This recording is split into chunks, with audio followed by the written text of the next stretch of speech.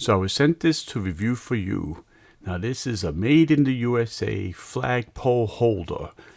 Super strong, made out of 316 stainless steel, and it's able to connect and attach to concrete or wood.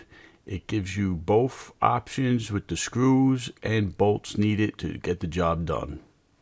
So when I say heavy duty, this is a sizable piece. This thing's going to last for decades and decades. It's corrosion resistant. It just looks great with the shiny chrome finish, and it's pretty heavy. It holds flagpoles up to a diameter of 1 inch, and it has 2 adjustable marine grade steel lock nuts to lock it in. It has 2 options to put the flagpole in. It has a 180 degree horizontal and a 45 degree angle. I'm mounting this a little bit low by an entranceway, so I need the 45 degree angle so that the flag doesn't interfere with the pathway.